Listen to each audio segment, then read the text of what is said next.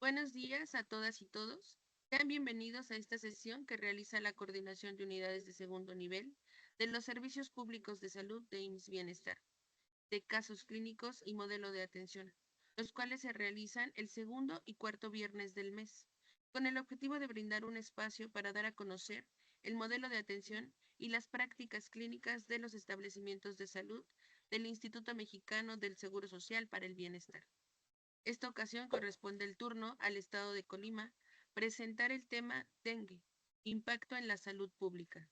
Les recordamos que pueden realizar preguntas y comentarios al finalizar la ponencia y si desean participar pueden levantar su mano para que nosotros activemos sus micrófonos. Sean todos bienvenidos.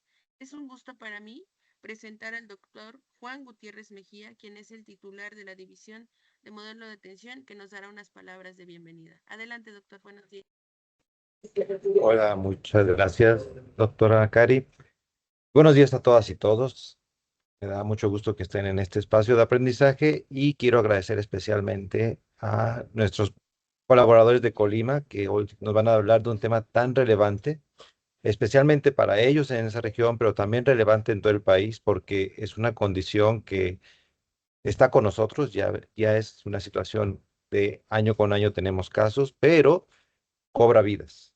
Y la detección temprana, el aprendizaje de la patología, el entendimiento del impacto que tiene, puede hacer que nosotros como personal de salud modifiquemos la evolución del caso para un paciente y el desenlace fue completamente distinto.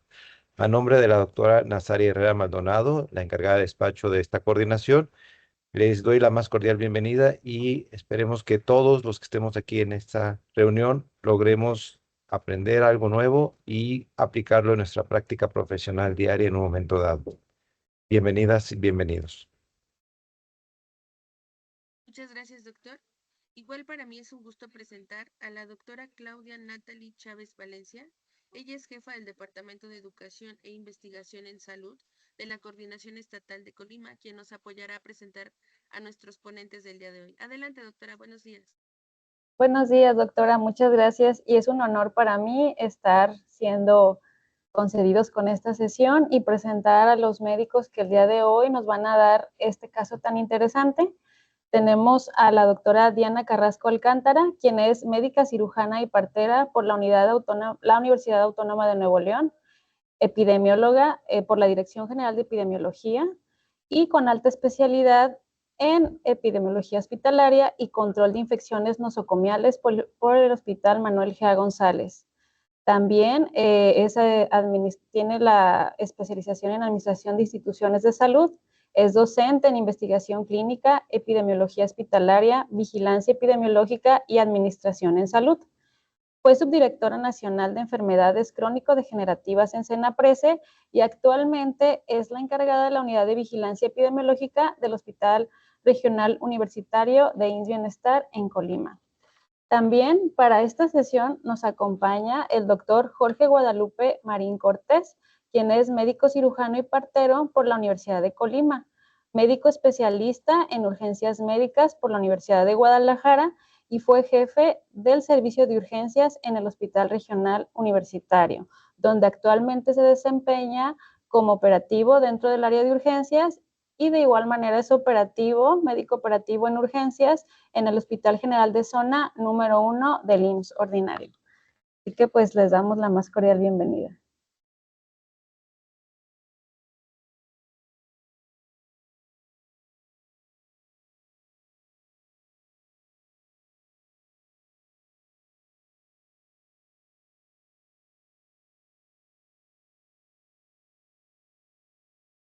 Muy buenos días a todos y bueno, vamos a dar inicio a esta sesión y para hablar sobre el dengue, impacto en la salud pública.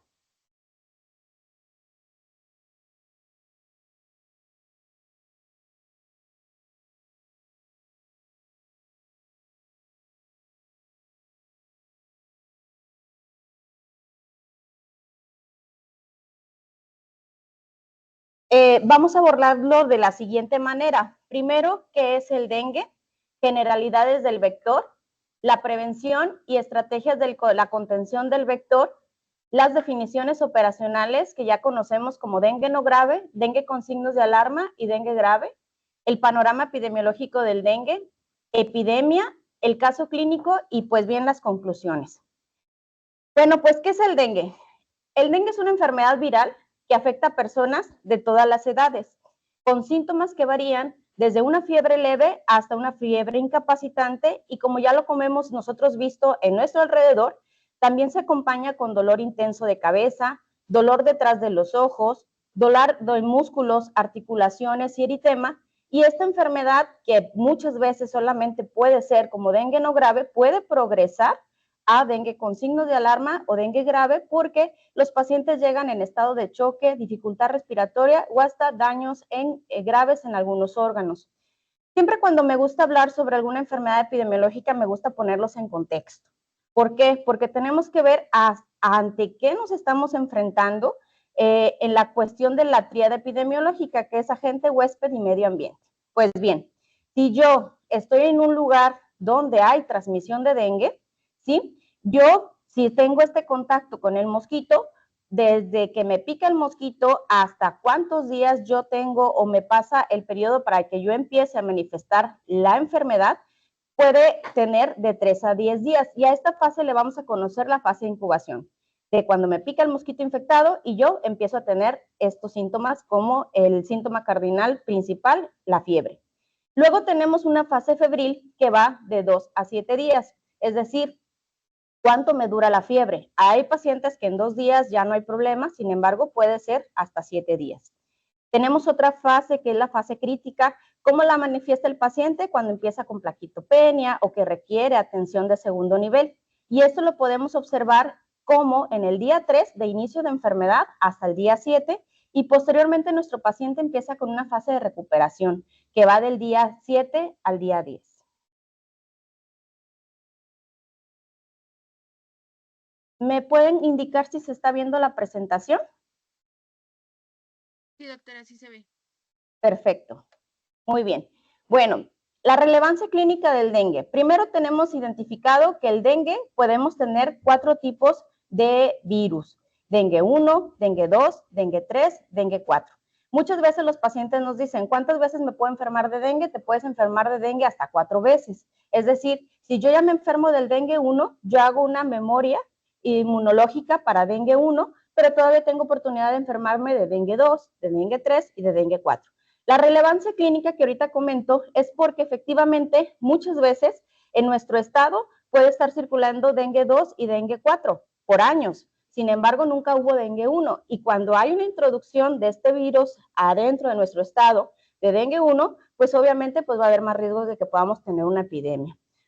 En un mismo estado puede haber circulaciones de varios serotipos y todo eso dentro de la relevancia clínica tenemos que identificar cuáles son las densidades vectoriales. ¿A qué nos vamos a referir con una alta densidad vectorial? Aquellos estados que yo puedo identificar que está circulando muchos mosquitos y ahorita les voy a platicar cómo lo vamos a identificar. Otra de las cuestiones de relevancia clínica es que el dengue se aparece mucho por cuestiones climáticas, es decir, posterior a la lluvia empieza a haber una alta densidad vectorial y bueno, es cuando vamos a tener muchísimos más casos.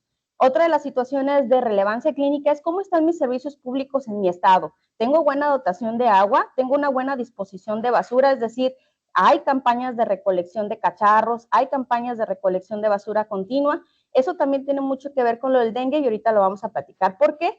Y la otra es si yo como población efectivamente reconozco que el dengue es un factor de riesgo. Yo sé que si yo tengo un patio sucio, que si no hago ciertas actividades, eso me va a ocasionar a que yo me pueda enfermar de ciertas enfermedades y eso nosotros le llamamos percepción de riesgo. Sé que eso me puede enfermar, entonces si tenemos un problema de falta de percepción de riesgos, pues obviamente pues va a haber un problema serio también en la sociedad. Y la otra es cómo participa nuestra comunidad. Actualmente veíamos que pues la participación comunitaria, al menos en vigilancia epidemiológica, pues es muy relevante porque pues esto nos va a disminuir, hacer contenciones desde la parte social. Bueno, en cuestión de la relevancia clínica, quiero comentarles que al menos en nuestro estado, nosotros tuvimos la circulación del serotipo número 3 hasta el 2006. El año pasado, me atrevo a poner esta diapositiva porque ustedes ven aquí el estado pequeñito es de Colima, el que está en rojo, y podemos observar que nosotros el año pasado tuvimos una epidemia seria de dengue. ¿A qué se debió? Bueno, desde el 2006 no tuvimos el serotipo número 3, por lo tanto, todas aquellas personas que nacieron después del 2006 hasta que apareció la circulación del serotipo número 3, que fue en 2022, que no hubo tanto problema porque se contuvo, pero 2023 a finales y a principios, y justamente 2024 empezamos con una circulación tremenda de dengue 3, pues todas esas personas que nacieron durante esos años que no tuvimos la circulación se volvieron susceptibles. ¿Qué quiere decir susceptibles? Que efectivamente pues no habían enfermado de este serotipo. Entonces, la bolsa de susceptibles era grande. Entonces, pues eran todas las personas que tenían altamente probabilidad de enfermar por serotipo número 3, más ahí todas las personas más de mayores de esa edad que efectivamente pues no habíamos tenido esta enfermedad por este serotipo. Generalidades del vector. Bueno, ¿quién transmite el dengue? Primero vamos a ver que transmite el dengue, quien tiene la enfermedad son los mosquitos Aedes albopictus y Aedes aegypti. Ambos mosquitos los tenemos en la región, ambos mosquitos están en nuestro país. Sin embargo, muchas veces el mito es de que, yo estoy en un río y me va a infectar una Aedes aegypti, me va a dar dengue. Ojo, Aedes aegypti y Aedes albopictus usualmente se reproducen en agua limpia. Por eso luego esta enfermedad se da mucho en el hábitat urbano. Es decir, en todos aquellos lugares donde tengo agua limpia, desde una corcholata, ahí pueden pueden depositar huevecillos y formar larvas. Entonces, pues obviamente el riesgo epidemiológico y el impacto en la salud pública es muy notorio si yo tengo cacharros o yo tengo criaderos al interior de mi hogar. Otra de las situaciones es que, pues en la parte de hembras y machos, quien se alimenta de sangre es la hembra, el macho no. El macho es 100% se alimenta de néctar de plantas. Entonces, pues todo lo demás sí, pues está en un río, hay mosquitos, pero bueno, esos transmiten otro tipo de enfermedad. En aguas residuales, en aguas limpias, otro tipo de enfermedad. Unas enfermedades que pues no tenemos en el país, otras en menor cantidad, pero bueno, como zona endémica tenemos el dengue. En cuanto al ciclo de vida, fíjense bien, el ciclo de vida varía de 7 a 10 días, o sea que cada 10 días están reproduciéndose de huevecillos a pupa y mosquito, huevecillo, pupa, mosquito. Y nosotros no es de nuestra ignorancia, pues sabemos que existe la estrategia lava, tapa, voltea, tira. Y bueno, les voy a dar un sentido de esta estrategia. Fíjense bien, podemos observar en la imagen que está en un extremo superior donde hay una tina con agua y obviamente pues esa tina de agua se empezó a llenar a lo mejor por la lluvia, pero quiero comentarles que el mosquito en cuanto está llenado la tina o hay agua empieza a depositar huevecillos. Si yo como persona social, yo nada más lo que hago es, veo la tina, tiro el agua y lo volteo, si vuelvo a voltear la tina y vuelve a llover, ese huevecillo puede volver a su ciclo de vida, es decir, los huevecillos pueden quedar ahí hasta en un periodo que se llama dipausa 1 año. Entonces, si pasa 1 año y vuelve a llover, ese huevecillo se reactiva y empieza todo el ciclo de vida de este huevecillo. Se sabe que cada 30 minutos existe una camada que está liberándose en todo el ciclo de vida para tener su fase ya en cuanto a mosquito, ¿verdad? Entonces, pues estas son las imágenes que vemos en nuestras comunidades, imágenes que están en la zona rural, en nuestro patio, pero sin embargo también en residencias. Tenemos muchas residencias que tienen albercas y esas albercas no les dan desagüe, no les dan preparación, están casas abandonadas, pues bueno, se vuelven como criaderos masivos para este tipo de mosquitos y con ello la enfermedad.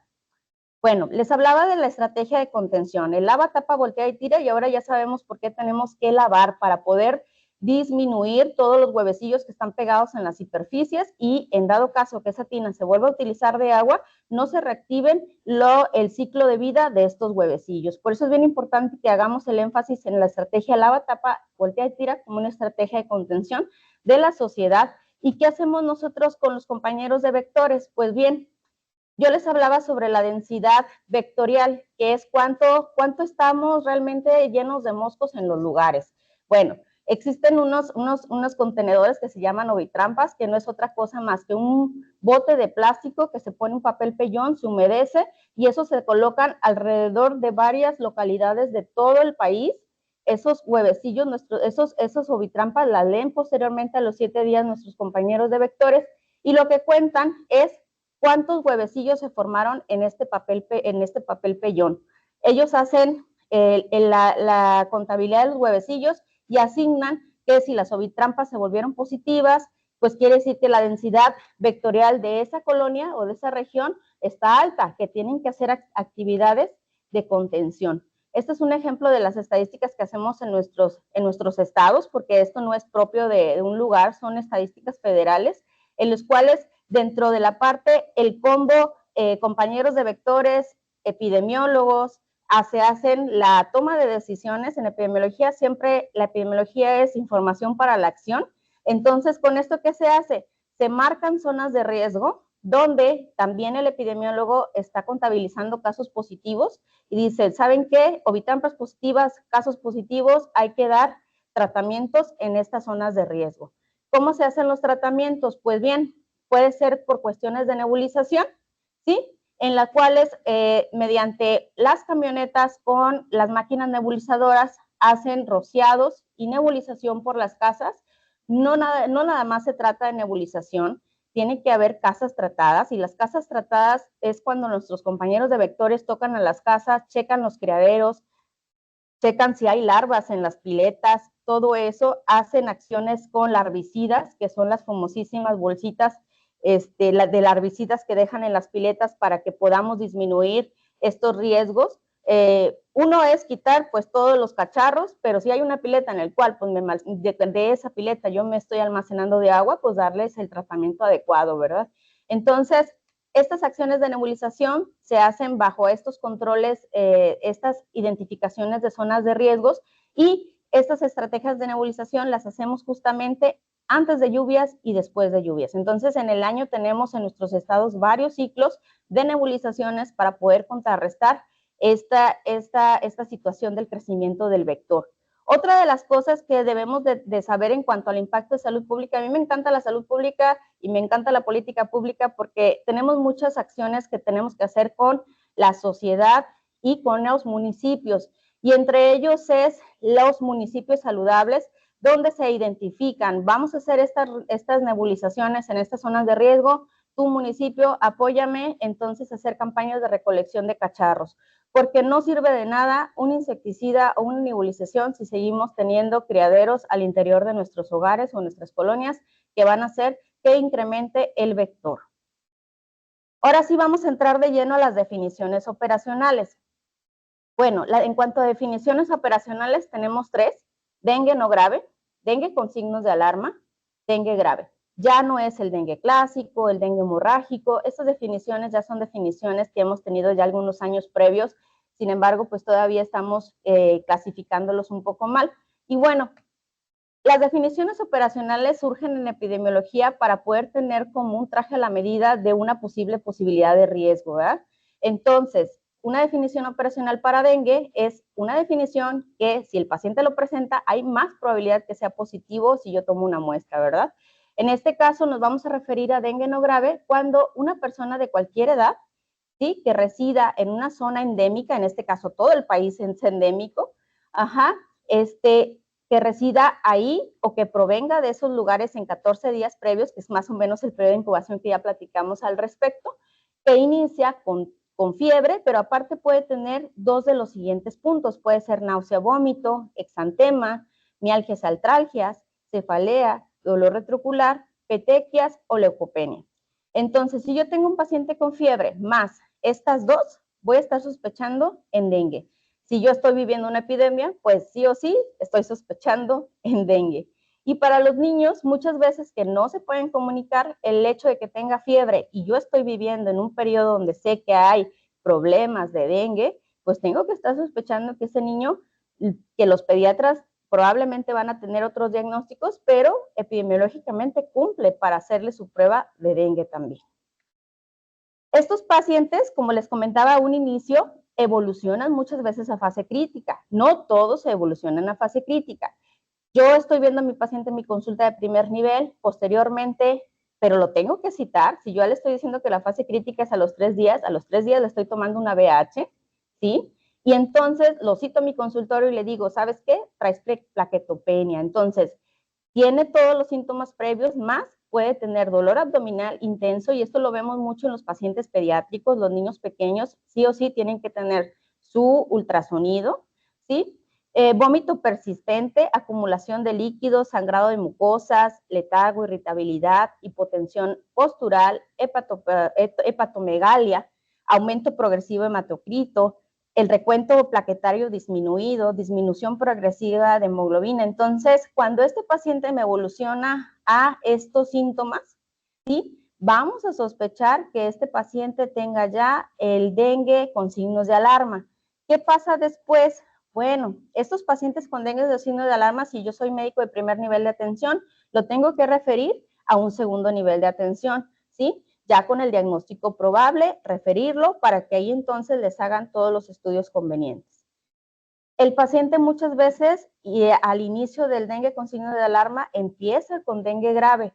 ¿Y cómo vamos a identificar un dengue grave? Pues choque debido a extravasación de plasma, evidencia por taquicardia, pulso débil, hipotensión, insuficiencia respiratoria. Muchos pacientes traen sangrado grave, es decir, hematemesis, melena, metrorragia, sangrado del sistema nervioso central y compromiso grave en órganos como daño hepático, corazón. Entonces, lo tengo que clasificar, y para eso, si yo soy médico de primer nivel o médico de segundo nivel, ¿qué tengo que hacer? Levantar el estudio epidemiológico. A veces somos un poco renuentes a la parte de la formatitis, pero ahora que ya estoy platicando con ustedes y les estoy diciendo que toda la información es para la acción, pues bien, tengo que hacerle el reporte correspondiente, porque de ahí se alimenta mi estadística y podemos hacer las acciones que ya les comenté previamente de contención hacia la población, porque aún así quisiéramos pensar que el dengue no es tan grave, pero también puede terminar en desenlaces fatales como una muerte. Entonces, este estudio epidemiológico, tengo dudas, doctora, no sé cómo clasificarlo. Es muy fácil, tiene 5 columnas, las primeras 3 son para clasificar si es dengue grave, dengue con signos de alarma o dengue grave, ¿sí? El primer recuadro que ustedes ven en verde, vamos a referirnos como dengue grave, dengue no grave, ¿sí? El paciente tiene fiebre y aparte lo que ya les comenté. Muchas veces hacemos mal el interrogatorio inicial en el triage o en mi consulta. Yo le pregunto, ¿usted tiene fiebre? Y el paciente te va a decir que no, porque ya se echó un paracetamol, ahorita mismo no tiene fiebre. Pero si yo le pregunto, oiga, ¿usted ha tenido fiebre en los últimos 14 días? La cosa cambia, ¿verdad? Entonces, no puede haber un dengue sin fiebre. Entonces, a veces a mí me entregan estudios epidemiológicos donde hay todo y digo, sí, sí es un dengue, pero me dicen que no hay fiebre. Entonces, realmente lo que falló ahí fue el interrogatorio que yo hice con mi paciente. Lo que ustedes ven con amarillo es la clasificación de dengue con signo de alarma, y lo que ustedes ven con rojo es si cumple alguno de esos con una sola cosa, ya es clasificación de dengue grave. Las otras columnas ustedes las pueden poner y son extras a las que ya vienen ahí para complementar. Le hago su estudio epidemiológico a mi paciente, lo clasifico y sí o sí tengo que tomar muestra a todos los dengues con signos de alarma y dengues graves. Al 30% de los no graves yo le puedo tomar una muestra, ¿sí? ¿Hasta cuándo o hasta qué día yo puedo tomar la muestra? Mi paciente no vino los primeros 5 días, pero es dengue con signos de alarma, tómale muestra, tienes hasta el día 14 para tomar la muestra. Mi paciente es dengue no grave y ya lleva el día 7, ese paciente ya no es candidato porque solo tomamos hasta el día 5, sale en dengue no grave. Pero si mi paciente llega hasta el día 14 y es dengue grave, le tengo que tomar muestra. Entonces, sí o sí tenemos que tomar muestras, ¿sí? Porque a lo mejor ya no les van a procesar un PCR, que es una muestra de antígeno, o para la cuestión molecular, ya no le vamos a tomar una NS1, pero sí le puedo tomar anticuerpos, ¿sí? Y los anticuerpos sabemos que tardan en aparecer en el cuerpo. Entonces, ¿qué anticuerpos tomamos? Tomamos el IgM. Mucha gente me dice, ¿por qué no me estás dando resultados de IgG? No te voy a dar resultados de IgG porque ya les comenté que teníamos memoria inmunológica ya de por vida si yo tengo una enfermedad de dengue de cualquiera de los serotipos. Entonces, la que me interesa es la IgM, porque la IgM es un anticuerpo de memoria reciente, ¿sale? Un apartado de nuestro estudio epidemiológico es la residencia actual. Entonces, muchas veces le decimos a nuestro paciente, présteme su INE para poner la dirección. Ojo, ese es un error. Yo le tengo que decir a mi paciente dónde vive recientemente, porque con esta información, los compañeros de vectores van a ir a hacer acciones de rociado intradomiciliario, van a ir a hacer acciones de contención con cuántas eliminación de criaderos y van a hacer todo. Si yo mando a mi compañero a otra dirección, vamos a hacer acciones en otro lugar que no era el lugar donde hay vectores positivos infectados de dengue. Entonces, por eso es la parte importante que tengamos bien presente. Muchas veces cuando hay derechohabiencias, los pacientes no nos quieren dar el estudio, la dirección correcta por temor a que los cambien de clínica. Entonces hay que decirles, a ver, yo necesito tu residencia porque vamos a ir a hacer acciones de contención para que toda tu familia, porque también los que viven en su casa se pueden infectar, no se enfermen de esta enfermedad. Bueno, nosotros vamos a platicar un poquito de nuestro panorama, ¿sí? Ya les comentaba un poco de dengue aquí en el estado y por qué nos pusimos en el color rojo, porque justamente pues teníamos muchísimos susceptibles a la infección, muchos se enfermaron, de hecho en el 2023 empezaron a enfermarse más pacientes pediátricos, posteriormente también los adolescentes, ya 2024 era una cosa un poco más diversa en cuestión de edad, pero por eso nosotros tuvimos esta epidemiología. Fíjense bien, llegamos hasta 5,199 confirmados, y en ese año nosotros aquí en Colima, dengue desplazó todas las enfermedades previas de nuestro top 10 de morbilidad y quedó como cuarto lugar. Entonces, pues obviamente teníamos que estar bien atentos de qué es lo que estaba sucediendo, porque pues sí nos llegaban pacientes caídos de su propia altura, ¿sí? Me caí en mi propia altura, pero resulta que el paciente también tenía dengue porque días previos tuvo fiebre. Bueno, pues entonces teníamos que estar más atentos de checar esa intención, porque sabemos que si el paciente se cae y trae plequetopenia, pues obviamente el riesgo de morir por una extravasación o un sangrado del sistema nervioso central era más aumentado. O otras situaciones como dolor abdominal, a lo mejor si llega por triage vamos a pensar que es una apendicitis en un niño, pero pues si estábamos viviendo la temporada de epidemia no podíamos subestimar esta situación. Entonces, pues el tema que vamos a comentar ahorita que nos va a dar el doctor Marín es justamente de estar bien presentes en los casos clínicos que llevamos, porque efectivamente, por los datos que yo les di, pues claro que era una epidemia la que estábamos viviendo en el estado de Colima. En muchos de los estados también ustedes lo vivieron, porque la introducción del dengue 3 fue en muchísimos estados. Obviamente, nos faltó un poquito más de percepción de riesgo, ¿sí? Y nos hace falta como sociedad, pues, estar también muy involucrados en nuestra propia salud. Entonces, cedo el uso de la voz al doctor Marín para que nos platique este caso clínico que tuvimos en nuestro hospital.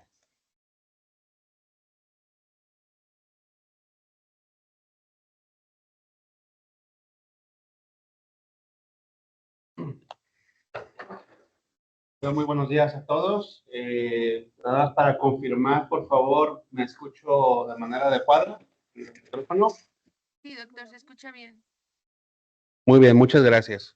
Bueno, pues muy buenos días a todos los compañeros presentes en esta conferencia. Yo soy el doctor Marín, voy a dar lo que es la cuestión clínica y hacer la revisión de este caso clínico. Este caso clínico que vamos a presentar lo tuvimos nosotros aquí en el hospital lo que fue octubre del 2024.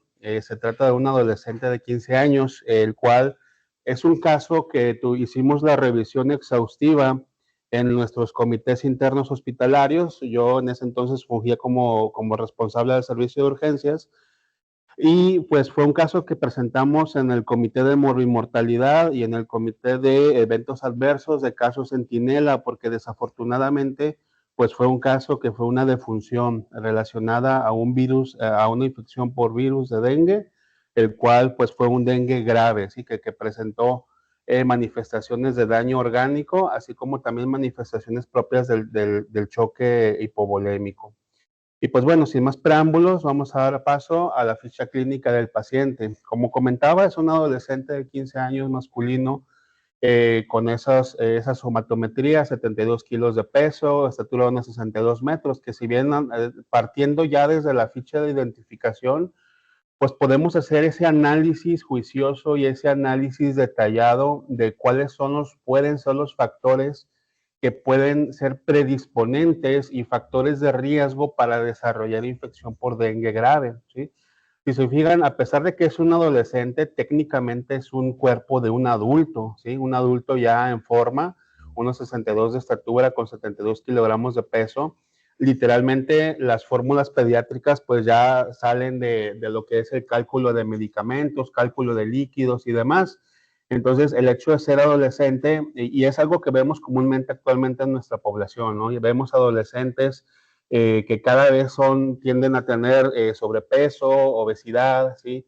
Y que al final de cuentas eso impacta directamente en la toma de decisiones terapéuticas para el abordaje y el tratamiento de los pacientes. El paciente se desempeñaba como estudiante, era originario de Colima y era residente del municipio de Coquimatlán en nuestro estado. Dentro de sus antecedentes personales, no presentaba enfermedades crónico-degenerativas, ningún antecedente quirúrgico de relevancia, no toxicomanías y ninguna alergia medicamentosa. En su red social, él solamente vivía con su padre, ya que pues su madre era una relación de una pareja pues ya separados. El padre se quedó con el niño, con el adolescente, y él vivía solo con su padre y sus abuelos. Además de estudiar, pues ayudaba en un pequeño negocio familiar que se desempeñan ahí. Entonces, desde este punto de vista, podemos observar ya varias situaciones que imprimen un riesgo, ¿sí? Imprimen un riesgo para un paciente de sus condiciones, ya que estadísticamente sabemos que la mayor afectación o la mayor mortalidad se localiza en los extremos de la vida, ¿sí? Y de hecho, en estas epidemia previa que hemos visto en algunas series de artículos y en algunos países inclusive, la edad adolescente fue la edad donde más casos de dengue grave se desarrollaron, ¿sí? Y eso, pues evidentemente, con impacto directamente en el aumento de la mortalidad. Aquí, en relación a la red familiar o la red de apoyo que tenga el paciente, es una parte importante dentro de lo que es el interrogatorio y lo que es el abordaje del inicial del paciente para la toma de decisiones. De hecho, en la clasificación o en la subclasificación de los grupos de riesgo de la infección por dengue, el factor social familiar juega un rol muy importante, ¿no? Ya que inclusive las mismas recomendaciones nos dicen, si un paciente vive alejado de un centro de salud, de un servicio de salud, si un paciente tiene una mala red de apoyo, una mala red de cuidados familiares, pues es un paciente que sí debe de dejar hospitalizado sí o sí para tratar de evitar esta situación. Y se van a dar cuenta porque este pacientito acudió a consulta de urgencias en 3 ocasiones, siendo la tercera ocasión donde se quedó hospitalizado ya con datos de gravedad. Pero todos los horarios de consulta son en el turno vespertino, ¿sí? ¿Eso qué refleja? Evidentemente que la familia se enfocaba en la cuestión laboral durante el turno matutino y eso evidentemente impactaba en que el paciente no tuvo una buena supervisión ambulatoria, no tuvo un buen apego a las recomendaciones ambulatorias y eso impactó directamente en que el cuadro avanzara hacia una infección grave, ¿sí? La primera consulta con nosotros fue el día 16 de octubre, ¿sí? A las 17:46 horas arriba el paciente al servicio. Su motivo de consulta, la presencia de fiebre y cefalea. Entonces, ese día comenzó con la fiebre y con el cuadro acompañante que es el síndrome febril, astenia, dinamia, malestar general y cefalea, ¿sí? A la exploración física, la única alteración de relevancia que asentó el médico fue la presencia de una faringe hiperémica, la cual sí se puede, dentro de lo que es el abanico de manifestaciones clínicas, la presencia de una faringitis está documentada que se puede presentar en infección por dengue, ¿no?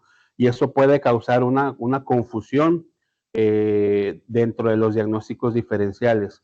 Sus signos vitales, una TA de 136/76, una taquicardia de 145 latidos por minuto y fiebre de 39.5 grados centígrados con una taquipnea de 24 respiraciones por minuto. Entonces, ¿qué nos llama la atención de aquí desde el abordaje de los propios signos vitales? Pues la presencia de una taquicardia que en ese momento se asoció a la fiebre, ¿no? Sin embargo, algo que debemos de tener en cuenta es que dentro del abordaje del dengue existen herramientas clínicas que debemos nosotros de emplear para poder clasificar de una manera adecuada a los pacientes, porque si bien es claro, la fiebre causa taquicardia, evidentemente está también bien demostrado semiológicamente que por cada grado centígrado de temperatura que aumenta el cuerpo, corresponde el incremento en la frecuencia cardíaca. Y aquí nos damos cuenta que el paciente tiene una taquicardia, pues que no se correlacionaba directamente con la fiebre y que inclusive, si se fijan, estaba más alta que la presión arterial sistólica. ¿Qué quiere decir esto? Que la herramienta del índice de choque iba a estar modificada, ¿sí? Sin embargo, pues bueno, aquí algo que comentó la doctora Diana no solo aquí en nuestra entidad, sino en muchos estados, el simple hecho de tener que documentar o de tener que llenar formatos y estudios epidemiológicos y demás, desincentiva a los médicos, ¿sí? Desincentiva a los médicos para realizar su trabajo adecuadamente y desincentiva el hecho de clasificar a los pacientes como debieron de ser, ¿no? Entonces, en este caso, el médico decidió simplemente clasificar como otra fiebre especificada, no hubo levantamiento de estudio epidemiológico y de hecho algunas preguntitas que vamos a hacer aquí, el paciente ni siquiera lo consideró en ese momento para un internamiento, solamente dio recomendaciones generales y a pesar de que pues tenía la fiebre y demás activa, subestimó el caso en relación principalmente a la edad del paciente, ¿no? A la edad, la complexión y la ausencia de factores de riesgo. Y en ese momento, pues aparentemente sin datos de alarma que le llamaran la atención al médico, decide manejarlo de manera ambulatoria, ¿no? Entonces, como primer definición, las observaciones que realizamos, ¿cumplía con la definición operacional? Evidentemente sí, ¿sí? Entonces, evidentemente sí, ya las definiciones operacionales las comentó la doctora Diana, pero dentro de ese abordaje debió de haber elaborado su estudio epidemiológico, ¿sí? Pues correspondiente a la sospecha de una infección por virus del dengue. Estableció indicaciones terapéuticas, desafortunadamente no se observaron en la nota, aunque de manera verbal, de forma posterior, el médico asumió o asentó que sí se le dejaron indicaciones ambulatorias al paciente. Tuvo criterios de ingreso a corta estancia o observación. Aquí es un gran problema que nos hemos enfrentado en el ámbito operativo, ya que muchas veces hay médicos que para no acrecentar la carga de trabajo dentro de un servicio, pues toman decisiones temerarias y subestiman los casos y deciden manejar de manera ambulatoria cuando un paciente tiene criterios de ingreso a hospitalización, ya sea a una corta estancia o a una observación de urgencias para manejar los síntomas. En este caso, el paciente, pues al menos por el cuadro clínico, por la fiebre activa y la taquicardia elevada que presentaba, mínimo debió de haberse ingresado para el control térmico. Y a la par, pues aprovechando el ingreso del control térmico, hacer una evaluación inicial con laboratoriales para posteriormente al realizar ya el control térmico, pues tomar una decisión en relación al cuál va a ser el destino del paciente. Como mencionaba, la frecuencia cardíaca estaba mucho más elevada que la presión arterial sistólica. Esto nos daba un índice de choque mayor a 1, que dentro de lo que es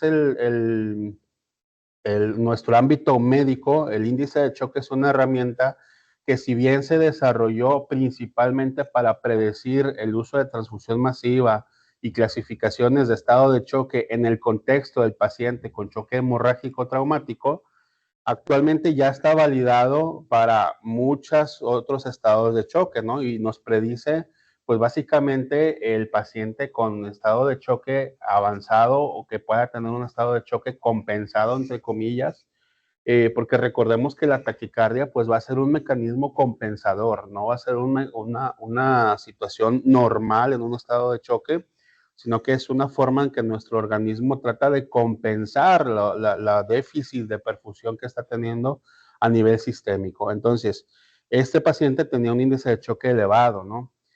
Tenía datos de alarma, pues si tomamos en cuenta las definiciones operacionales, en ese momento el paciente no cursaba con dato de alarma, ¿sí? Entonces, eso probablemente le dio al médico el preámbulo para definir que el paciente se manejara de forma ambulatoria y pues en su momento tomó esa decisión, ¿no? Aquí en el subanálisis que hicimos, pues nos dimos cuenta que la nota no cumplía con las disposiciones de la norma 004 del expediente clínico de la nota médica de urgencias. Y es algo que siempre debemos de conocer, ¿sí? Es algo que siempre debemos de asentar en todo nuestro ámbito y esto es lo que principalmente nos va a dar la evidencia, porque el expediente clínico, recordemos que tiene múltiples objetivos y pues mucho de ellos es enseñanza, ¿no? Entonces, hay que hacer nuestras notas pues correctamente y apegadas a lo que es la normativa. Entonces, ¿qué pasó aquí? Subestimamos el caso, hubo desconocimiento de las definiciones operacionales, hubo desconocimiento del reconocimiento del estatus del paciente o hubo un desconocimiento de los protocolos de atención. Realmente en nuestra unidad al menos hemos tratado de mantener pues capacitación constante. Existen múltiples cursos en la plataforma CIESAVI para lo que es el manejo del dengue y pues hasta cierto punto tenemos que la obligación como médicos en un servicio de urgencias y médicos en general de mantenernos actualizados y pues conocer todo lo que son definiciones operacionales que son el día a día de nuestros pacientes, ¿no? Entonces, pues bueno, el pacientito se fue de alta en esa ocasión y pues regresa 2 días después, ¿sí? Si se fijan, la segunda consulta fue el día 18 de octubre, la hora a la tarde, las 18:30 horas técnicamente, y su motivo de consulta, pues la persistencia del cuadro clínico, ¿no? Ya con 3 días de evolución, fiebre, cefalea, náuseas, ya se agregaron vómitos, ¿sí? Y la persistencia de las febrículas de cefalea a pesar del uso de antipirético paracetamol que le daba su padre. En ese entonces, el paciente con una presión de 120/77, una taquicardia de 109, afebril al momento del motivo del contacto médico, 37.1 grados de centígrados de temperatura y la frecuencia respiratoria pues normal, ¿no? Entonces, aquí la exploración física, el médico no reportó alguna alteración de relevancia y ya en este momento el médico sí que confecciona lo que es el diagnóstico o integra el diagnóstico de un dengue sin datos de alarma, ¿sí? Y estableció las medidas, las recomendaciones ambulatorias, ¿no? Reposo domiciliario, electrolitos orales a libre demanda, administró tratamiento antiemético con metoclopramida, y tratamiento antipirético con metamizol, 500 miligramos cada 6 horas por 7 días y pues cita abierta urgencias después de explicar los datos de alarma. En ese momento se hizo el levantamiento del estudio epidemiológico y parte de la nota pues es esta, ¿no? El paciente que inicia el 16, que fue el día 1, la consulta número 1 que tuvo, con síntomas de dengue, tercer día de enfermedad, no presenta datos de alarma, se hizo estudio epidemiológico, se notificó la V y se prescribe tratamiento médico, dejando agenda abierta al servicio de urgencias en caso de presentar datos de alarma. Entonces, de esta situación podemos sacar lo siguiente, ¿sí? Realmente llamó la atención en la presencia de taquicardia sin fiebre. Si se fijan, el paciente estaba taquicárdico, aunque no tenía fiebre, ¿sí? Entonces, ¿qué estaba pasando allí? Ya era un dato de alarma, era un dato de que nos tenía nosotros que alarmar en relación a que el paciente estaba cursando ya con datos incipientes de estado de choque.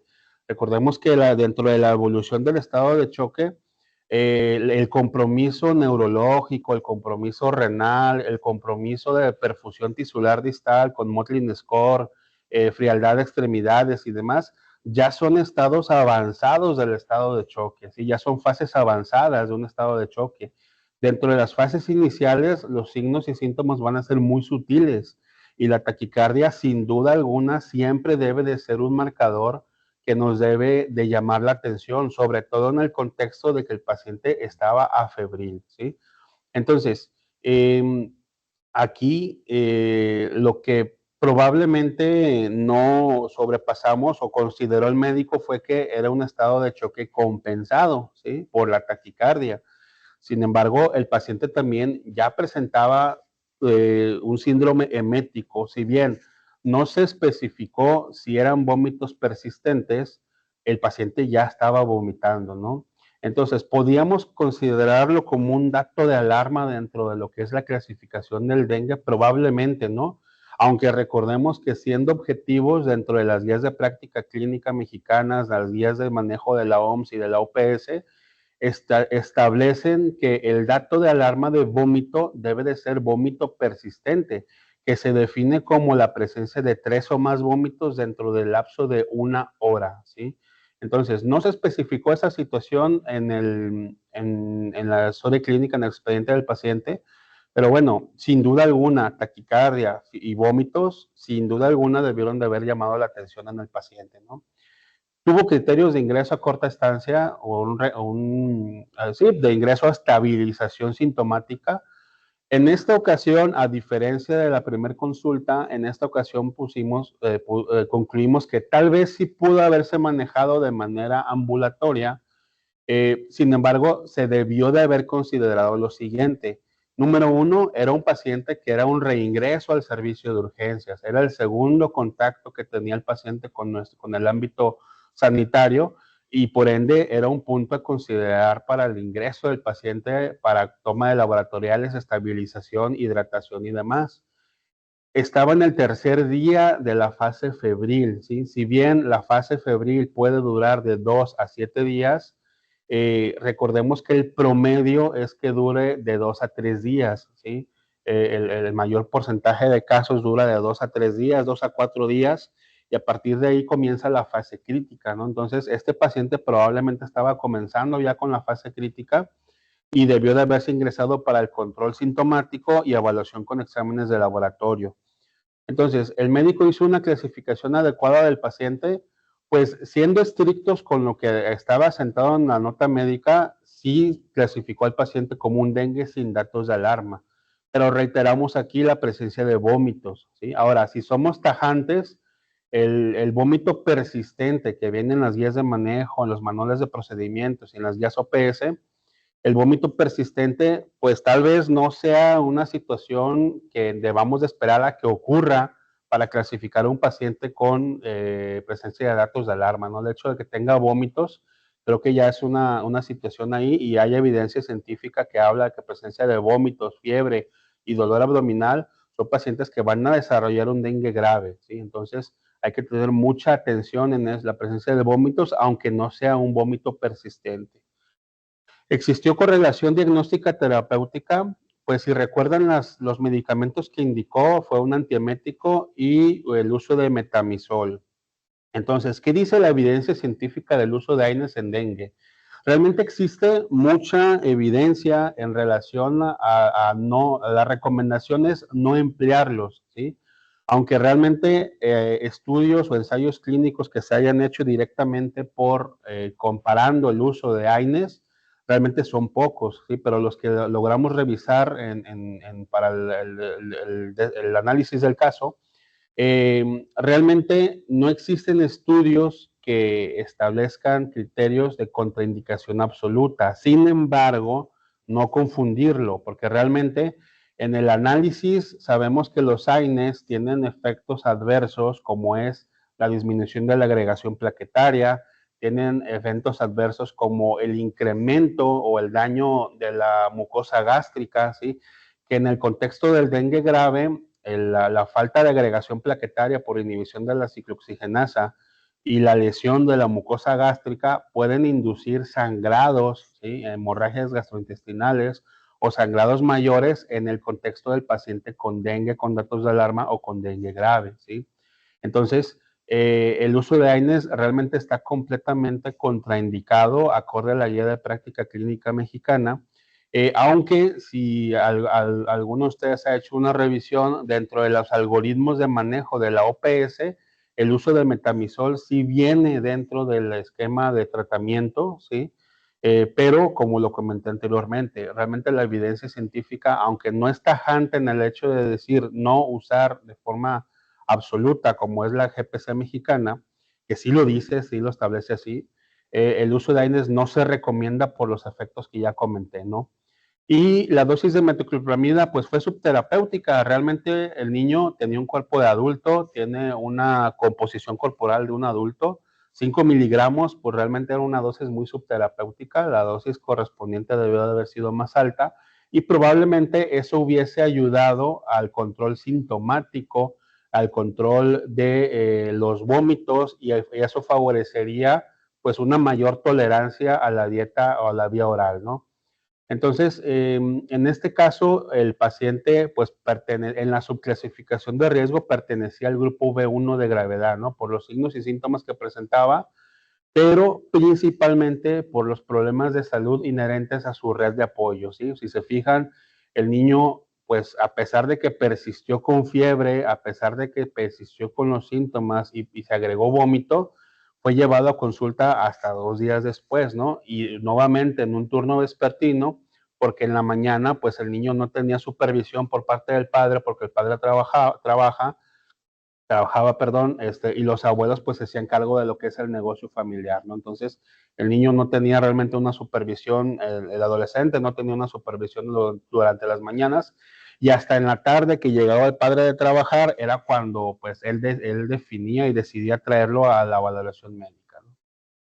Entonces, en la segunda consulta, si recordamos, pues obviamente el paciente se dio de alta nuevamente con recomendaciones y tratamiento, y pues ocurrió lo que pues evidentemente iba a pasar, ¿no? Al día siguiente tuvo la tercera consulta, nuevamente en el turno vespertino, una vez que el padre llega de su trabajo, lo trae al hospital y pues ahora sí, ya el paciente ingresa con datos francos de estado de choque, ¿sí? Una TA de 90-60, taquicardia de 136, a pesar de que estaba afebril ya, pues ya plenamente dentro de lo que es la fase crítica del dengue, un índice de choque de 1.51, ¿no? Aún así, a pesar de esas manifestaciones, los médicos seguían subclasificando al paciente, ¿sí? En los diagnósticos se establecieron dengue con datos de alarma cuando a todas luces era un dengue grave, ¿sí? 4 días de evolución del cuadro clínico, ya plenamente dentro de la fase crítica de la infección por virus del dengue, que la fase crítica puede durar de 48 a 72 horas, no más allá de eso, para posteriormente entrar a la fase de recuperación. Y si se fija en el cuadro clínico, pues se deterioró catastróficamente, ¿no? Ya hubo presencia de diarrea, hubo una lipotimia, se agregó el dolor abdominal, tuvo 8 vómitos y 10 evacuaciones diarreicas. Esto pues evidentemente hizo que asociado al secuestro de líquidos al tercer espacio que induce la infección por el virus del dengue, se agregan las pérdidas gastrointestinales. Entonces el paciente llegó con la mucosa oral seca, ¿sí? Dolor abdominal a lo que es en epigastrio y en hipocondrio derecho, con coloración marmórea de extremidades y de abdomen, ¿sí? Un Motley score de 4 puntos técnicamente, aunque en la nota por ahí probablemente fue una situación de error de dedo, decimos coloquialmente, pero le ponen ahí un llenado capilar normal, cuando realmente pues el llenado capilar era evidente que estaba comprometido. Entonces el paciente se ingresa para manejo con cristaloides, intervenciones farmacológicas, monitorización y toma laboratoriales. Evidentemente, pues este paciente ya tenía todos los criterios para estar hospitalizado, ¿no? Entonces, esta es parte de la nota de valoración de ese momento, que clasifica como dengue con datos de alarma. Por ahí hicimos el subrayado de los datos más importantes. Ahí la observación que hicimos del llenado capilar normal, pero pues una frecuencia, una tensión arterial de 90, sistólica, cardíaca de 136, y coloración marmórea a nivel de extremidades y abdomen, ¿no? Entonces, evidentemente, pues era un paciente que ya tenía manifestaciones de choque por dengue, y obviamente la clasificación debió de haber sido un dengue grave, ¿sí? Entonces, aquí pues lo ingresan para la toma de laboratoriales y demás, lo clasifican como un dengue con signos de alarma, cuando debe de haber sido un dengue grave, y dentro de todos los exámenes de laboratorio, pues hicimos la observación de que faltó una gasometría arterial, ¿no? Una gasometría arterial tan indispensable para hacer la evaluación del estado ácido-base, para hacer la evaluación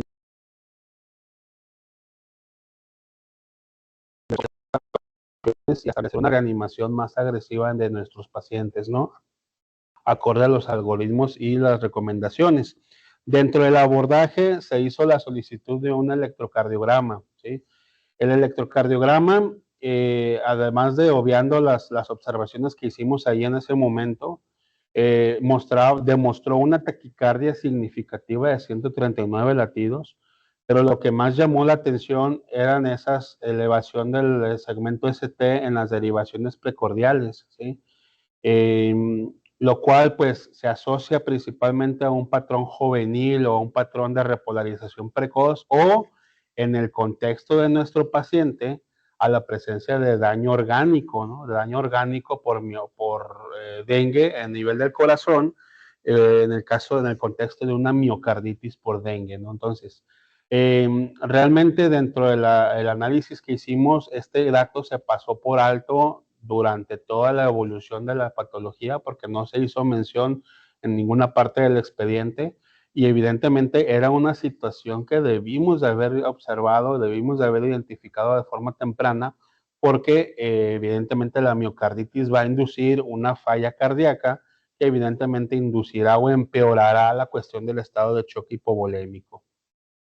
Entonces, dentro de las observaciones, ¿se clasificó adecuadamente el grado? Pues evidentemente no, ¿verdad? Evidentemente no, era un dengue grave, lo cual condicionó que al haber subclasificado la gravedad se estableció una subreanimación inicial, y dentro de los laboratoriales iniciales, pues obviamente hicieron falta estudios como marcadores cardíacos, gasometría arterial inicial, para determinar la presencia de daño orgánico en otros órganos. Estas como las recomendaciones para el abordaje del paciente del caso sospechoso de dengue en pacientes de 1 a 17 años. Nuestro paciente pues básicamente categorizó hasta lo que es el color rojo, que son cuestiones de dengue grave, ¿sí? Entonces ese paciente se ingresó para el manejo, se debió de haber ingresado para el manejo como está asentado en estas recomendaciones, cristaloides de manera inicial, con cargas de 10 a 20 mililitros por kilo durante los primeros 30 minutos, 20 mililitros por kilo en el contexto de nuestro paciente que estaba con datos de hipotensión, y en el contexto del paciente con choque compensado, 10 mililitros por kilo. Y con base ya en la respuesta clínica, iremos ajustando los parámetros de la reanimación. En el caso de que no exista mejoría, pues se debe de administrar nuevamente una carga de cristaloides de 10 a 20 mililitros por kilo. Y en el caso de que exista ya mejoría clínica, pues ya se van disminuyendo progresivamente el aporte de líquidos y de cristaloides, ¿sí? Entonces, en el contexto de nuestro paciente, el conteo de líquidos, se le calcularon los líquidos administrados de forma inicial a 5 mililitros por kilo. ¿Por qué? Porque pues se subclasificó, se dejó como un dengue con datos de alarma cuando era un dengue grave, ¿no? Entonces eso, sin duda alguna, impactó directamente en la morbimortalidad del paciente. Ya dentro de la evolución del paciente, ya tras todo el abordaje y todos los exámenes paraclínicos que vamos a ir mostrando un poquito más adelante, ya podemos concluir en esto, ¿sí? El diagnóstico que se estableció en ese punto ya en las notas de evolución nocturnas dentro del servicio de urgencias ya fue la presencia de estado de choque compensado hipovolémico no hemorrágico secundario dengue en fase crítica del grupo C, es decir, un dengue grave, trombocitopenia severa y colecistitis reactiva, ¿no? Sin embargo, si logran ver ahí en la descripción, pues el paciente ya estaba anúrico, ¿sí? Ya estaba somnoliento, ya tenía compromiso de las 3 esferas o de las 3 ventanas de perfusión neurológica, renal y de tejidos periféricos. Y pues bueno, todo el cuadro y toda la evolución de lo que fue un dengue grave, ¿no? Se solicitó la interconsulta a los servicios de pediatría de terapia intensiva por el estado de gravedad y dentro de los exámenes de laboratorio que se realizaron ya durante su observación y estancia en urgencias, se observa la presencia de hemoconcentración, trombocitopenia, estado mixto ácido-base con alcalosis respiratoria aguda, compensatoria de una acidosis metabólica grave, hiperlactatemia, exceso de base incrementado, desequilibrios hidroelectrolíticos con hiponatremia, hipovolémica, hipercalemia leve y la urea y creatinina limítrofes para el rango de edad que tenía el paciente.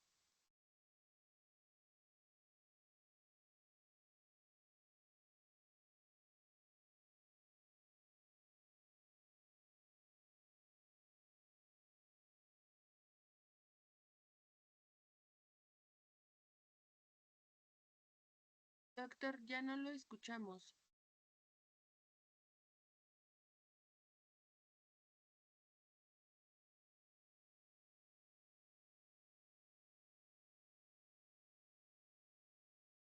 No, no se escucha.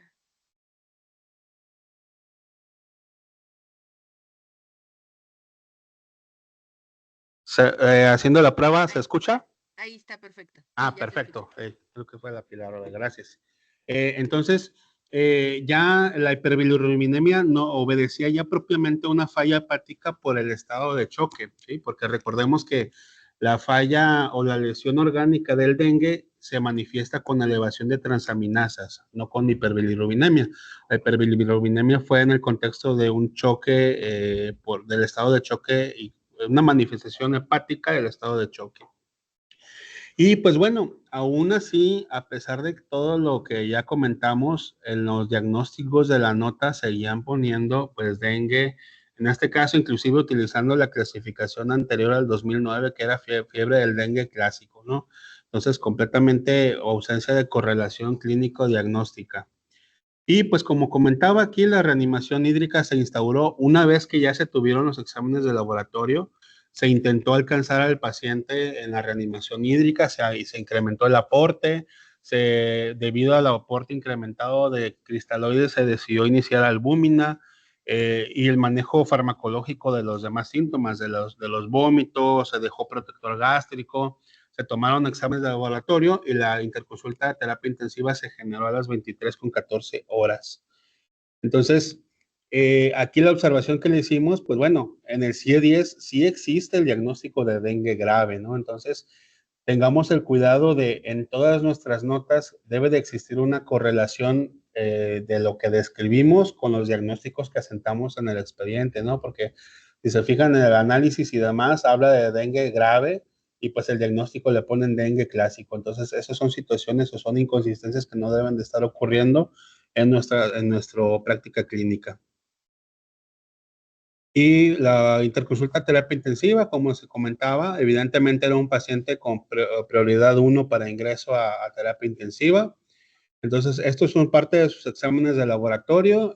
Una disculpa por la calidad de la impresión y demás, y el tamaño de las imágenes, pero lo que reportaba anteriormente, ¿no? El paciente presentaba una hemoconcentración con una hemoglobina inicial de 18, un hematócrito de casi 50%, una trombocitopenia de 33,000, una gasometría inicial que se tomó a las 22 horas, la cual demostraba lo que comentaba, una alcalosis respiratoria aguda que estaba compensando una acidosis metabólica, ya que el bicarbonato estaba en 13, el exceso de base estaba en menos 9.8, ¿sí?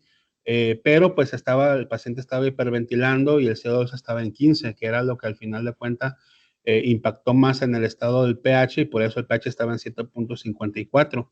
Pero también nuestro lactato ya estaba incrementándose, el lactato estaba en 2.4 y eso solo era el lactato inicial. Y acá dentro de la mano de lo que los laboratorios del lado derecho se demuestran los electrolitos séricos de forma inicial, la hiponatremia y la hipercalemia leve que presentó de forma inicial, la creatinina inicial estaba en 1.2 miligramos, ¿sí? Y las pruebas de funcionamiento hepático que en ese momento en los exámenes iniciales no reportaron las transaminasas se reportaron en unos laboratorios ulteriores, pero dentro de los labs iniciales el paciente ya comenzaba con hiperbilirrubinemia. en su perfil de coagulación, el paciente ya comenzaba con trastornos de la coagulación inducida por el estado de choque, ¿sí? Ya el INR estaba en 1.66 y el TPT y el TP ya estaban prolongándose en relación al testigo. Este fue el ultrasonido que se le realizó al paciente. De los hallazgos, pues técnicamente una colecistitis alitiásica reactiva, una pared de 9 milímetros, y está demostrado en la evidencia científica que la presencia de una colecistitis reactiva predice, igual que los hallazgos de derrame pleural, derrame pericárdico, predice los pacientes que van a desarrollar un dengue grave, ¿no? El páncreas lo reportaban en ese momento ultrasonográficamente de características normales, y lo menciono porque el paciente también desarrolló pancreatitis por dengue. Y pues el hallazgo principal allí, ¿no? La presencia de líquido libre, lo que son los espacios de Morrison en el hueco pélvico. En ese momento no se documentó derrame pleural ni derrame pericárdico. Ya en una evaluación ulterior que realizó nuestro médico de terapia intensiva, documentó la presencia de derrame pericárdico. Y pues bueno, esos fueron sus manejos, su abordaje inicial durante su estancia en urgencias. Entonces, las preguntas que obtuvimos de ahí: ¿subestimamos el caso? Sin duda alguna. Sin duda alguna se subclasificó al paciente, no era un dengue con datos de alarma, era un dengue grave. Y nos debe de quedar claro que los mecanismos compensatorios no significan estabilidad del paciente, ¿sí? Los mecanismos compensatorios son datos de alarma que nos orientan o nos dicen que algo está mal en nuestro paciente y por ende debemos de corregirlo, no dejar que el cuerpo solo afronte esta situación tratando de estabilizar al paciente con los mecanismos endógenos, ¿no? La reanimación inicial fue adecuada, pues al haber subclasificado la gravedad, obviamente hubo una subreanimación inicial, ¿sí? Hasta que el paciente ya mostraron signos inequívocos de estado de choque, pues se estableció, se instauraron medidas de reanimación iniciales exitosas. Sin embargo, pues el estado de choque ya estaba avanzado, ¿no? Así que el daño ya estaba hecho técnicamente. ¿Hubo seguimiento en las guías de manejo? Pues evidentemente no. Al no haber clasificado de forma adecuada, se subclasificó al paciente. No hubo mención de uso de vasopresores, la necesidad de soporte transfusional. Hubo probablemente algún foco infeccioso bacteriano concomitante. Recordemos que hasta el 8% de los pacientes con dengue grave desarrollan infecciones bacterianas concomitantes. Como les comentaba, en los exámenes ulteriores se documentó la elevación de enzimas pancreáticas arriba de 3 veces el valor de referencia, y pues la pancreatitis por dengue existe. Evidentemente es algo que incrementa la morbilidad y no se consideró la disfunción miocárdica en el contexto del choque pediátrico. Entonces, evidentemente el uso de inotrópicos, el uso de vasopresores, pues no se consideró de momento porque no se identificó la disfunción o la lesión miocárdica, ¿no? Esta ya fue nuestra nota de evaluación por parte de nuestro médico intensivista.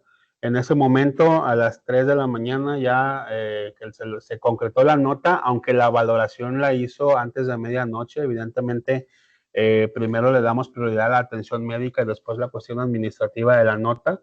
Pues ya el médico lo pone ahí como un probable dengue grave, y ese probable podemos ponerlo entre comillas porque realmente era un dengue grave, pero ya demostró todo lo demás que el paciente desarrolló, ¿no? Síndrome de fuga capilar, hemoconcentración, derrame pleural, derrame pericárdico, ascitis, la presencia de trombocitopenia, coagulopatía, lesión renal aguda y el desequilibrio ácido-base ya con una acidosis metabólica manifiesta y la colecistitis alitiásica, ¿no? Entonces, ahí dentro de la evolución podemos observar que pues el paciente se decidió el ingreso a terapia intensiva por la presencia de datos francos, datos evidentes de hipoperfusión tisular distal, la falla renal. Entonces se ingresa al área de terapia, se decidió el ingreso a terapia intensiva, hizo el doctor un rastreo, un POCUS cardíaco y un rastreo pulmonar, documentando pues un patrón A dentro del ultrasonido pulmonar, presencia de deslizamiento pleural con derrame pleural bilateral leve. Dentro de lo que es el corazón, no documentó propiamente alteraciones de la contractilidad segmentaria o global del corazón. y la vena cava presentaba ya una colapsabilidad del 30%, lo cual es un reflejo de que el paciente estaba siendo reanimado con cristaloides y que debía de asentarse ya un poco de cuidado, ¿no? Aunque aquí realmente hicimos la observación de que el hallazgo de la colapsibilidad del 30% de la vena cava inferior no correspondía realmente al cuadro clínico del paciente, porque el cuadro clínico del paciente era de un paciente hipovolémico completamente, ¿no? Y pues bueno, solicitaron exámenes de laboratorio y demás, donde los exámenes de laboratorio de control de medianoche en la madrugada, hubo un leve descenso en el nivel de creatinina, un leve descenso del hematócrito, se observaron un descenso plaquetario y una prolongación, un empeoramiento en el perfil de coagulación, ¿no? Entonces se instauraron medidas terapéuticas, pero pues como se comentó, ya era una situación pues de gravedad, ¿no? Aquí, ahí se observa el paciente, pues obviamente después tras toda esta evolución, el paciente desarrolló un estado de parada cardiorrespiratoria. Pero aquí en esta, lo que quería que observaran era el perfil de coagulación. El INR inicial estaba en 1.66 y el de control ya estaba en 1.72. ¿Sí? Eso habla pues del consumo de factores de coagulación inducido por el estado de choque. ¿Sí? En los otros exámenes de laboratorio, aquí se puede documentar ya un perfil bioquímico más completo. Los electrolitos séricos mostró un leve descenso del nivel de potasio inicial que estaba en 5.9 y la creatinina inicial estaba en 1.20, ya el control estaba en 1.10, la urea previa en 49 y el control en 45, 44, 45. Entonces, realmente, pues el impacto en la función renal fue mínima a pesar de que se había instaurado ya medidas de reanimación. Las transaminasas iniciales ALT-AST dentro de concentraciones normales, pero la bilirrubina inicial ya incrementándose con una bilirrubina de control de 2.20, ¿no? Entonces, evidentemente ya siendo un marcador inequívoco de disfunción hepática por el estado de choque. Y en relación al estado ácido-base, aquí la gasometría de control, que esta se tomó a la 1 de la mañana, el paciente ya exhibía una franca acidosis metabólica, ¿no? Ya 7.29 de pH, y el lactato que había incrementado, el lactato previo estaba en 2.4 y el lactato de control ya estaba en 3.8. Entonces, esto pues sin duda alguna fue un marcador de deterioro del paciente, ¿sí? Y desafortunadamente pues el paciente se deteriora hasta presentar un paro cardiorrespiratorio. Entonces las preguntas que hicimos aquí, nos quedamos cortos en la reanimación, sí. Como comentaba, acorde a los hallazgos ultrasonográficos, pues el índice de colapsibilidad no correlacionaba con el estado clínico del paciente,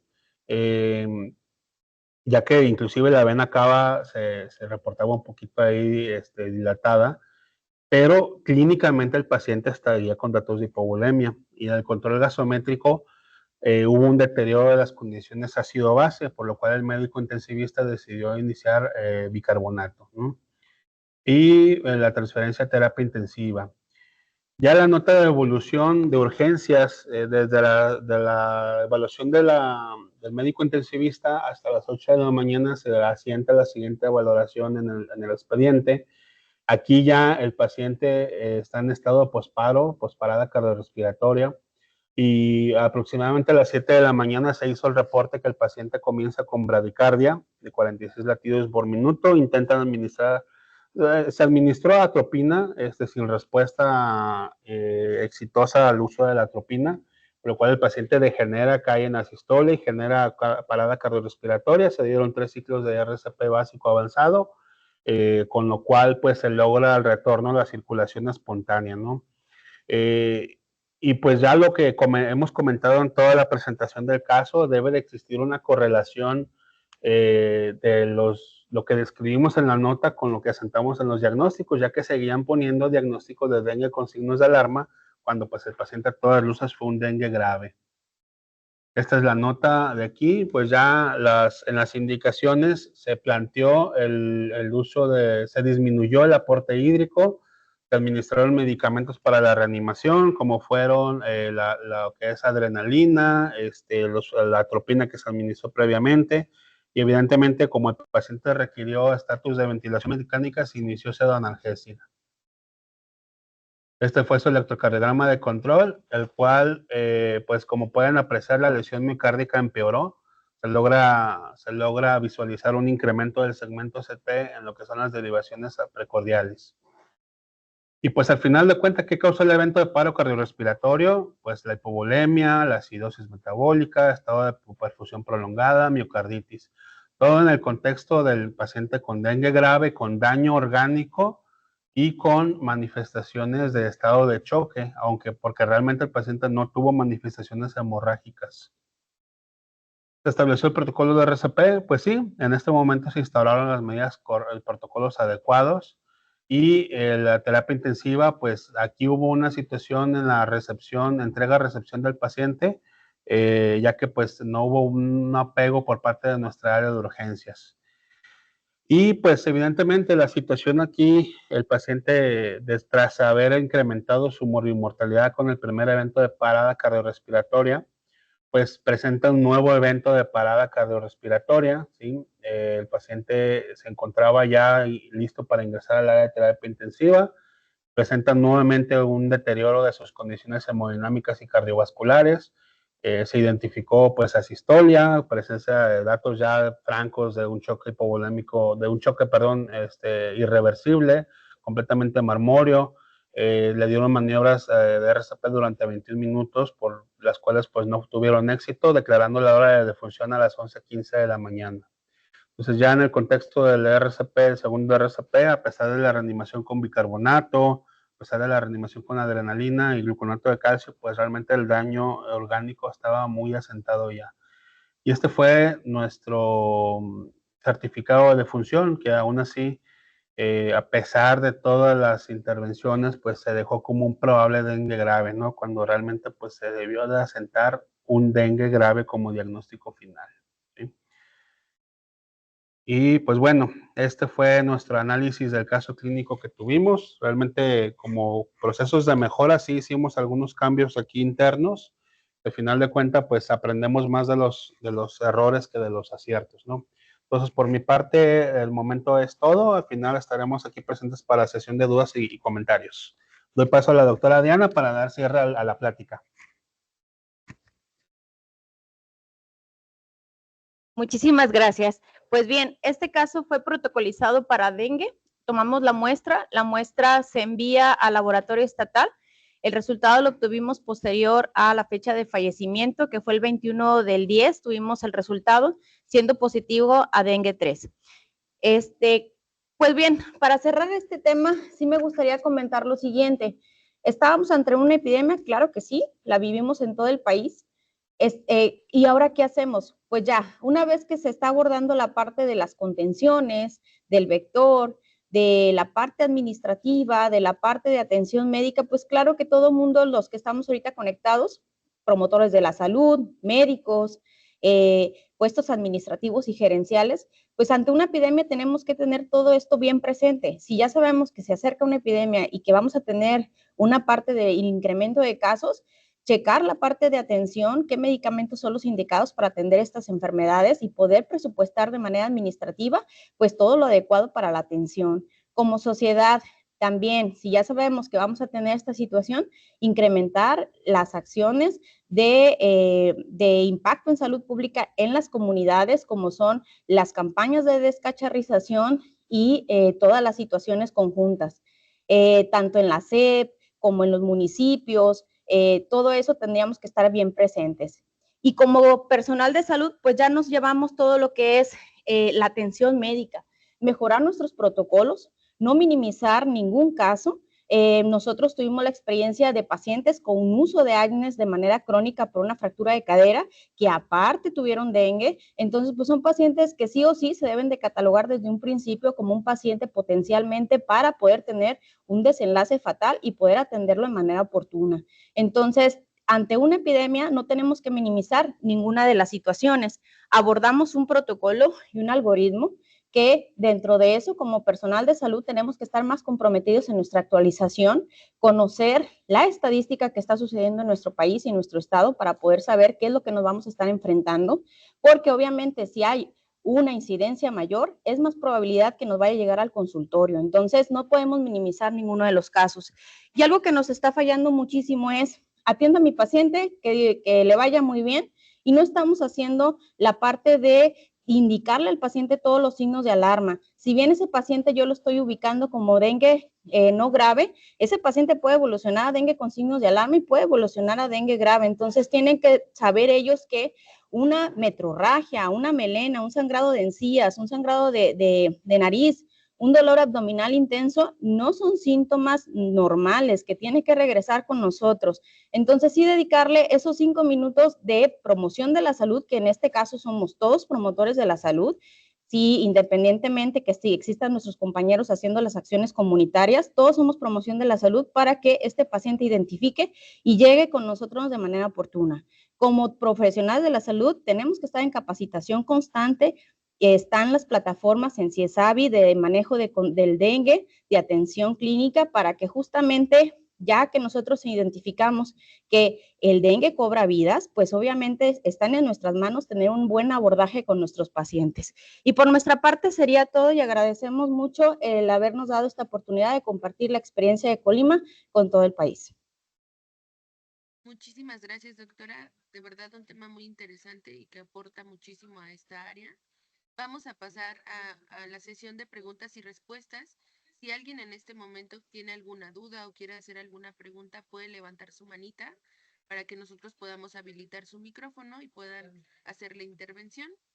De igual manera, voy a presentar al doctor Jerónimo Quevedo Uribe, que es parte del equipo de estomatología, que nos va a apoyar a realizar algunas preguntas que hayamos encontrado en el foro y podamos hacer la retro. Adelante, doctor. Muy amable, doctora Guzmán, muy buenos días. Doctora Carrasco, doctor Marín, ante todo quiero agradecer que compartan con nosotros sus amplios conocimientos sobre este tema y en lo que obviamente alguien más desea participar, si me permiten voy a compartir algunas preguntas que tengo de nuestra audiencia. ¿Qué consideraciones relevantes se toman en cuenta durante el plan de reanimación del paciente críticamente enfermo por dengue?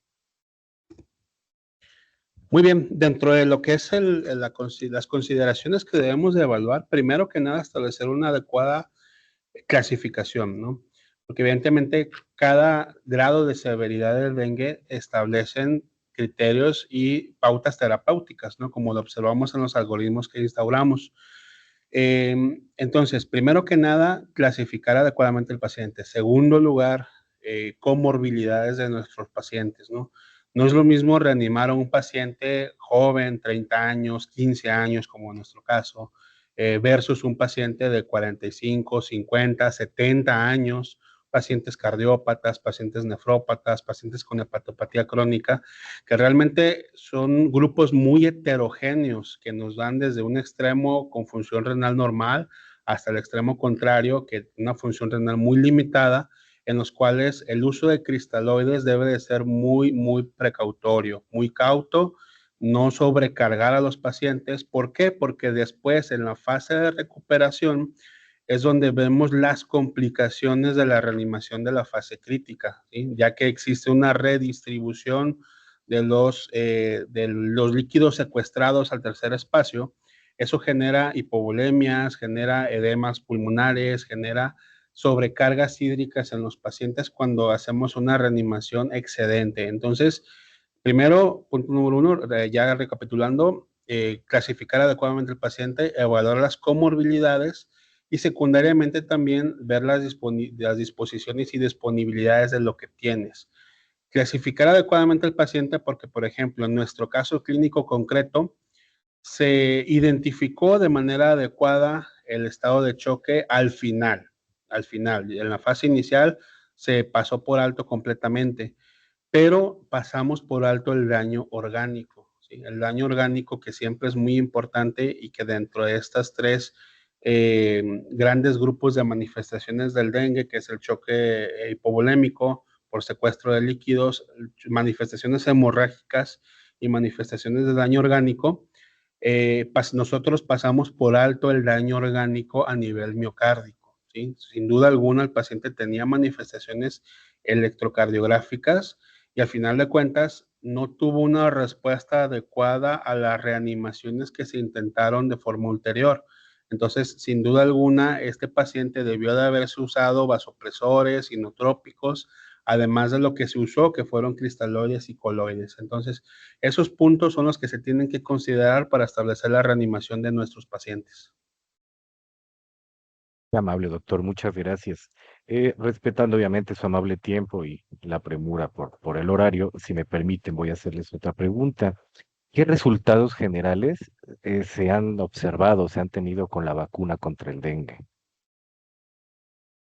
Nosotros aquí en el estado no tenemos ahorita la experiencia, ¿sí? Sin embargo, ahorita se está trabajando a nivel federal con otras estrategias en las cuales infectan a los mosquitos, ¿sí? De otras situaciones correspondientes para hacer un control vectorial. Entonces, más que apostarle a la vacuna contra el dengue, van a apostar a que estos mosquitos no estén infectados, ¿sí? Para que podamos tener ese control vectorial. Por ahí en las páginas de Senaprece ya hay mucha información de estas estrategias que van a hacer a nivel federal para que justamente podamos hacer mejor control vectorial con estos mosquitos que ya no van a transmitir el dengue como tal.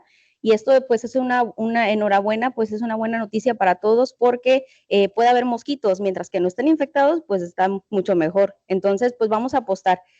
Como sociedad seguimos haciendo las acciones de control larvario, pero bueno, eso es una estrategia que tendríamos que estar evaluando en un futuro para ver cómo nos está yendo.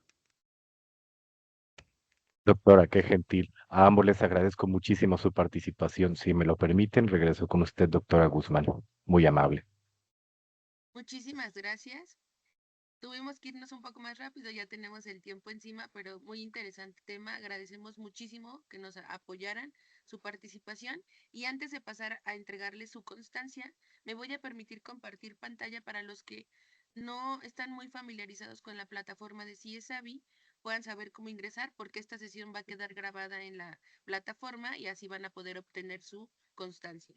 Bueno, para quienes no tienen un usuario, aquí vamos a ingresar a CIESAVI, vamos a crear nuestra cuenta y en caso de tenerla vamos a acceder y nos vamos a ir a cursos y en cursos nos vamos a ir a seminarios y nos vamos a ir a donde dice Seminario Permanente de Modelo de Atención y Casos Clínicos. Y después del día miércoles vamos a encontrar esta sesión ya cargada en esta plataforma para que podamos ingresar y automáticamente hagamos nuestra evaluación para que nos dé nuestra constancia. Y ahora sí, si me apoya Itzel a compartir las constancias para poderlas entregar. A nombre del Instituto Mexicano del Seguro Social para el Bienestar, IMSS Bienestar, y la Coordinación de Unidades de Segundo Nivel, manifestamos nuestro sincero agradecimiento y hacemos la entrega de su constancia, la cual les haremos llegar a su correo electrónico. Los servicios públicos de salud de IMSS Bienestar a través de la Coordinación de Unidades de Segundo Nivel otorgan la presente constancia a la doctora Diana Carrasco Alcántara y al doctor Jorge Guadalupe Marín Cortés por su participación como ponentes en la sesión de modelo de atención y casos clínicos con el tema dengue, impacto en la salud pública. Día viernes 26 de septiembre del 2025, modalidad virtual, firmado al calce por el doctor Juan Gutiérrez Mejía, quien es titular de la División de Hospitales. Agradecemos muchísimo a los ponentes por la excelente plática. ¿Algo que quieran agregar, doctores? Pues realmente como recomendación y que al final de cuentas también fue la recomendación que les hice a mis médicos operativos en su momento. La capacitación constante es vital, sin duda alguna. Manejamos infinidad de temas, ¿no? Definiciones operacionales, cuestiones que debemos de dominar ampliamente. Entonces, la capacitación constante es vital y siempre, pues, clasificar bien a nuestros pacientes, clasificarlos para poder dar tener una buena correlación clínico-terapéutica y esto pues podría evitar desenlaces como el de nuestro paciente, ¿no? Entonces, nada más es eso, mantener la capacitación constante y pues tener una buena clasificación y abordaje de nuestros pacientes.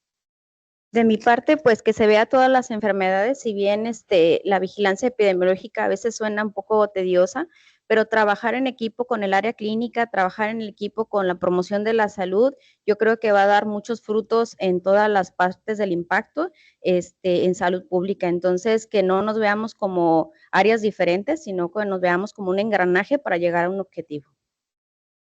Muchísimas gracias. Doctor Guillermo, ¿algo que quiera aportar? Sí, gracias, doctora. Buenos días a todos. Nada más en forma de aviso, la coordinación de unidades de segundo nivel, junto con la coordinación de epidemiología, de educación, investigación, eh, Senaprece, en trabajo del Observatorio de Dengue, se diseñó un taller de manejo clínico y diagnóstico referente a dengue. La semana pasada estuvimos en Nayarit, en Tepic, haciendo esta capacitación.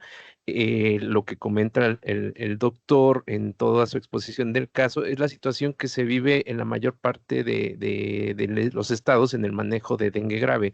De ahí el interés de la parte rectora de la Secretaría de Salud de nuestra institución en IMSS Bienestar, desarrollaron esta estrategia que pronto vamos a estar visitando las entidades con un grupo de expertos clínicos, muy probablemente sea usted invitado, doctor Tapia, para integrarse en esta actividad que liderada por nuestra institución y coordinada también con Senaprece, vamos a estar haciendo taller, no como capacitación, porque el primer diagnóstico que se realiza es que en efecto la mayoría de los compañeros que están en primer contacto, tanto de primer nivel como de segundo y tercer nivel, tienen ya el curso de la OPS para el manejo de dengue, sin embargo, no tiene el impacto que se requiere y tenemos situaciones reiteradas en este caso de manejo de pacientes con dengue grave.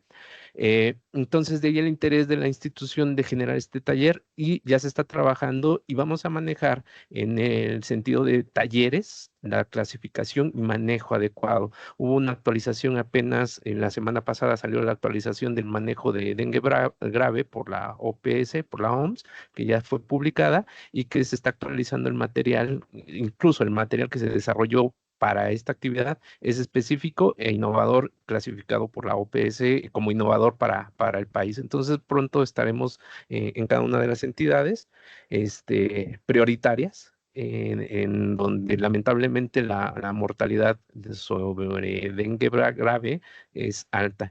Muchas gracias y felicidades, doctores. Gracias, doctora Karina. Gracias. Gracias, doctor. Muchísimas gracias por su aportación.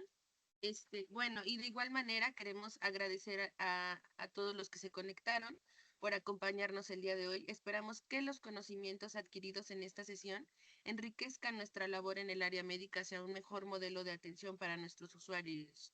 Recordarles nuevamente que después del día miércoles estarán encontrando esta sesión ya grabada en la plataforma de CIESAVI, por si no la pudieron ver o la quieren seguir compartiendo y alguien más se quiere seguir preparando. Adelante, esto es para todos, como dicen, para acá seguirnos capacitando. Y les recordamos que el próximo viernes 10 de octubre tenemos una sesión más de modelo de atención y casos clínicos. Esta ocasión le corresponde al Estado de México y estarán presentando el tema Cuando la ciencia toca la vida, caso clínico de prototipo en prótesis de mano. Los esperamos, que tengan un excelente día. Hasta luego. Gracias a todos.